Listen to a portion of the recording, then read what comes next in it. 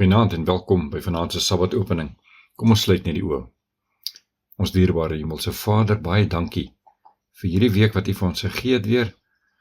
Week waarin ons werksaamhede kon voltooi, besig kon wees, aan die gang kon wees, met die wete dat ons nou tot ruste kan kom.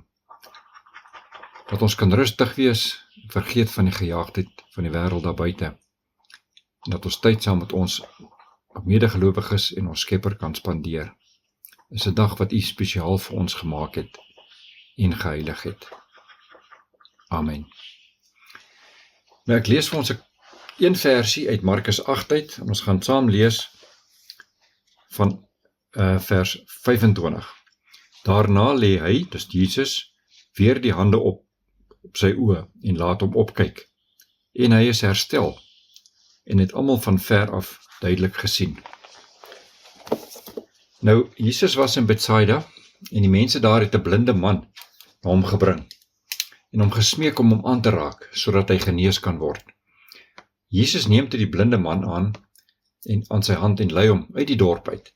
Nou, Jesus het toe op sy oë gespieg, soos die Bybel sê, en lê sy hande op hom en vra of hy iets sien.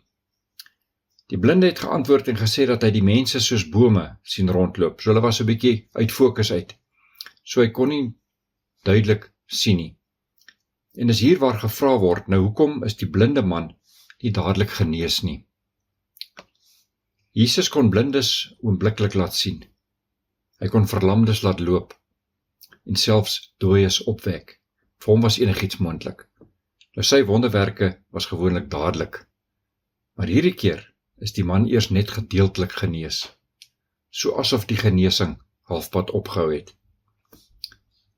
Nou ek is in 1997 het ek 'n laseroperasie gehad op my oë. Ek het jarelang bril gedra en ek kon nie baie goed sien sonder my bril nie. En na die operasie het die spesialis my oë verbind en ek kon eers die volgende dag teruggaan.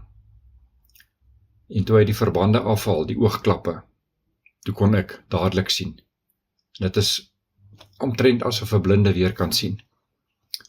En ek dink, toe die man sy oë oopmaak, en hy dadelik mooi kan sien nie, was hy dalk 'n bietjie teleurgesteld.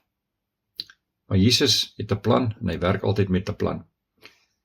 Jesus het toe weer sy hande op hom gelê, en hom laat opkyk. Hy is herstel en het duidelik gesien. Nou, hoekom het Jesus in 2 dele genees, waar hy met die vorige keer 'n blinde man dadelik genees het, dadelik laat sien het, hierdie keer het hy het in 2 dele gedoen. Het hy die man se geloof getoets, of het iets dieper aan hom wat hy wou leer? Nou, hierdie was duidelik 'n voorbeeld hoe Jesus in sy eie tyd werk, selfs al lyk dit anders as wat ons verwag. Soms word fisiese, emosionele of geestelike genesing nie dadelik gedoen nie.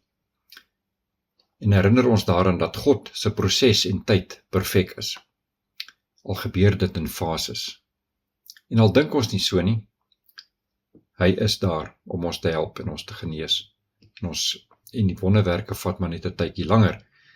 Ons sien nie dadelik sy plan duidelik en helder nie, maar hy werk steeds aan ons. Nie alle wonderwerke is dadelik nie, maar God werk in fases en duidelikheid kom stadig. Nou wanneer Jesus ons een keer aangeraak het, beteken dit nie hy is klaar met sy werk nie. Hy hou aan totdat jy ten volle genees is. Moenie in die middel van jou wonderwerk jou rug op God draai en wegloop nie. Wanneer dinge nie sin maak nie, moet ons besef, God werk nog. Ons moet bid dat God ons deur die proses sal help, selfs al sien ons nie die einddoel dadelik nie. Kom ons sluit weer die oë. Ons dierbare Hemelse Vader, dankie vir al die liefde, genade en goedheid en al die seëninge wat ons van U af ontvang. Here, help ons ook om te besef dat ons vra vir dinge, soos wat U in die woord sê, as ons iets vra, sal U dit vir ons gee. U antwoord nie dadelik nie. Dit vat partykeer jare voordat ons gebede verhoor word. Dit vat partykeer oombliklik. En dan kan ons sien dat U vinnig werk. Help ons om te leer en te weet dat U tyd en ons tyd is nie dieselfde nie.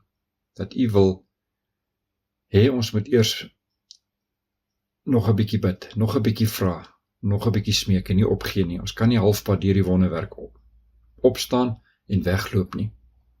Ons moet op U vertrou, en ons moet weet, dat U het 'n plan met ons lewens. Maak nie saak, wat se worstelings daar aangaan nie, wat se twyfel daar is nie, en wat se toetse daar is nie. Maar ons moet net vertrou op U, en ons weet, dat U ons gebede sal verhoor. En ons sal die plan sien, wat U vir ons het in ons lewens.